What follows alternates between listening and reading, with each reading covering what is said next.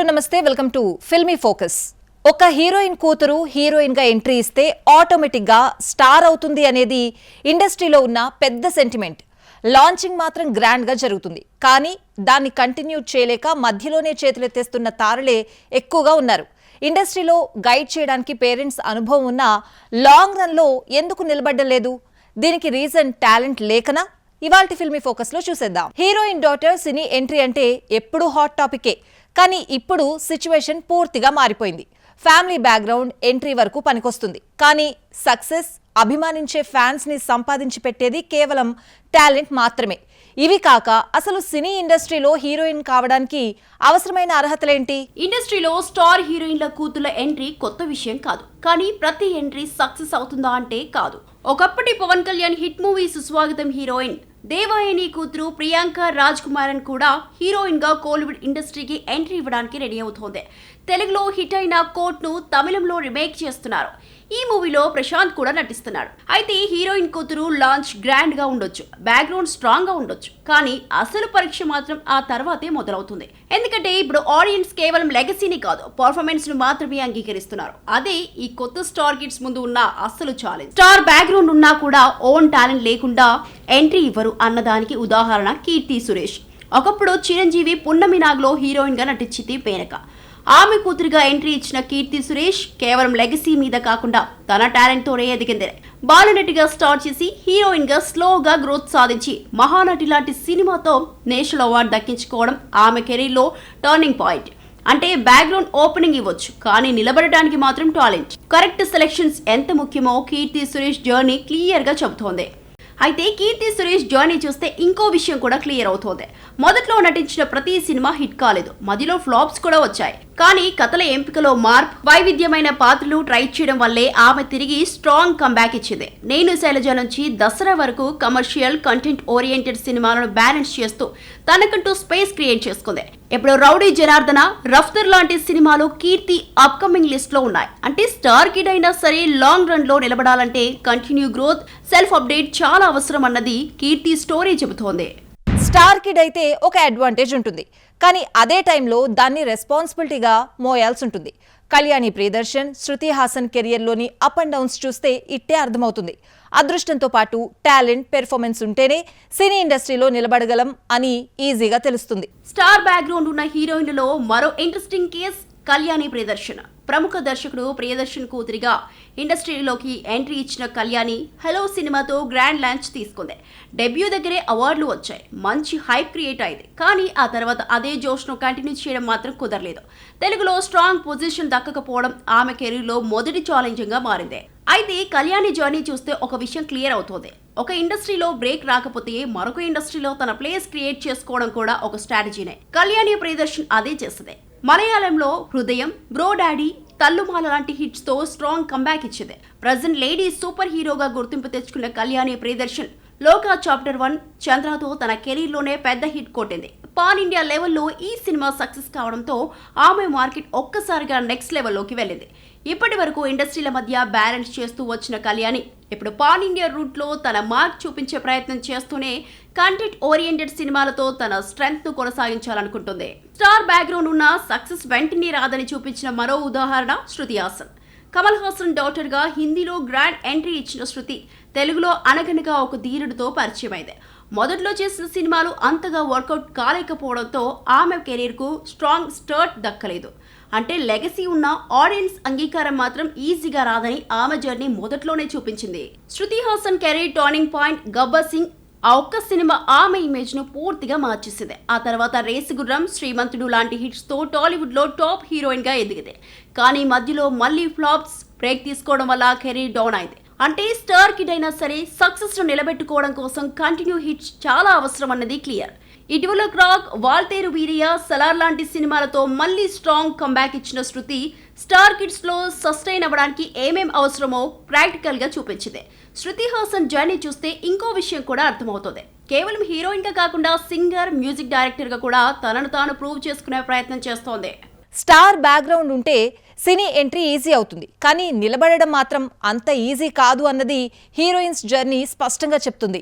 శివాని, శివాత్మిక, కార్తిక, తులసి ఇలా అందరికీ కావలసినంత సినీ బ్యాక్గ్రౌండ్ ఉంది, ఛాన్సులు వస్తున్నాయి. కానీ స్టార్డమ్, ఫ్యాన్స్ అభిమానం ఇండస్ట్రీలో నిలబడాలంటే ఒక్క హిట్ కాదు, సక్సెస్ కంటిన్యూటీ చాలా ఇంపార్టెంట్. ఒకప్పుడు స్టార్ హీరోయిన్ గా ఇండస్ట్రీని షేక్ చేసిన జీవిత ముందు తన పెద్ద కూతురు శివాని రాజశేఖర్ ను హీరోయిన్ గా పరిచయం చేస్తుంది. ఫ్యామిలీ బ్యాక్గ్రౌండ్, ఇండస్ట్రీ పైన అవగాహన అన్ని ఉన్న శివాని సినీ కెరీర్ మాత్రం సక్సెస్ కావడం లేదు. 2 స్టేట్స్ తో ఎంట్రీ ఇచ్చి తర్వాత కొన్ని సినిమాలు చేసిన స్ట్రాంగ్ బ్రేక్ మాత్రం ఇంకా రాలేదు. సక్సెస్ కోసం వర్క్ చేయడమే శివాని ముందున్న అసలు ఛాలెంజ్. కోటబొమ్మాలి, PS విద్యావాసుల అహం సినిమాల్లో శివాని నటించింది. ఇంకా సెకండ్ డాటర్ శివాత్మిక రాజశేఖర్ దొరసానితో హీరోయిన్ గా ఎంట్రీ ఇచ్చింది. డెబ్యూ దగ్గరే అవార్డులు అందుకొని మంచి గుర్తింపు తెచ్చుకుంది. కానీ ఆ తర్వాత వచ్చిన అవకాశాలు, సినిమాలు అదే రేంజ్ ఇంపాక్ట్ ఇవ్వలేకపోవడంతో ఆమె కెరీర్ కూడా స్ట్రాంగ్ గా టేకప్ అవ్వలేదు. అంటే టాలెంట్ ఉన్న, స్టార్స్ బ్యాక్గ్రౌండ్ ఉన్న, కరెక్ట్ సినిమాలు, స్ట్రాంగ్ హిట్స్ లేకపోతే లాంగ్ రన్ లో నిలబడడం ఈజీ కాదని శివాత్మిక జర్నీ చూపిస్తోంది. ఒకప్పుడు స్టార్ హీరోయిన్ గా సౌత్ ఇండస్ట్రీని ఏలిన రాధా దాదాపు 200కి పైగా సినిమాలతో తనకంటూ ప్రత్యేక స్థానం సంపాదించుకున్నదే. అదే లెగసీతో ఆమె పెద్ద కూతురు కార్తికా నాయర్ ని హీరోయిన్ గా పరిచయం చేసింది. జోష్ తో గ్రాండ్ లాంచ్, రంగంతో పెద్ద హిట్ కూడా దక్కింది. కానీ ఆ తర్వాత అదే సక్సెస్ ను కొనసాగించలేక కెరీర్ స్లో అయిపోయింది. భారీ బ్యాక్గ్రౌండ్ ఉన్న, కంటిన్యూస్ హిట్స్ లేకపోతే ఇండస్ట్రీ ఎంత త్వరగా దూరం చేసుకుంటుందో ఇదే క్లియర్ ఉదాహరణ. ఇంకా ఇంట్రెస్టింగ్ విషయం ఏంటంటే ఇదే ఫ్యామిలీ నుంచి వచ్చిన ఇంకో కూతురు తులసి నాయర్ కూడా హీరోయిన్ గా ట్రై చేసింది. మణిరత్నం లాంటి స్టార్ డైరెక్టర్ తో కడలి లాంటి బిగ్ లాంచ్ వచ్చిన ఆమె కెరీర్ కేవలం 2 సినిమాలకే పరిమితమైంది. అంటే ఒక స్టార్ హీరోయిన్ లెగసీ ఇద్దరు కూతుళ్లకు అవకాశం ఇచ్చినా సస్టైన్ అవ్వడానికి మాత్రం కంటెంట్, టాలెంట్, కన్సిస్టెన్సీ మాత్రమే అని నిరూపించారు. బాలీవుడ్ లో స్టార్ కిడ్స్ రేస్ మరింత టఫ్ గా ఉంది. జాన్వి, ఖుషి, సారా, రాషా అందరికీ స్ట్రాంగ్ బ్యాక్గ్రౌండ్ ఉన్నా ఎవరూ తమకంటూ స్పెషల్ ఐడెంటిటీ క్రియేట్ చేసుకోలేకపోతున్నారు. మరి ఈ న్యూ జనరేషన్ స్టార్ కిడ్స్ లో ఎవరు లాంగ్ రన్ లో నిలదొక్కుంటారు? భారతీయ చలనచిత్ర పరిశ్రమలో ఫస్ట్ ఫీమేల్ సూపర్ స్టార్ గా గుర్తింపు పొందిన దివంగత నటి శ్రీదేవి.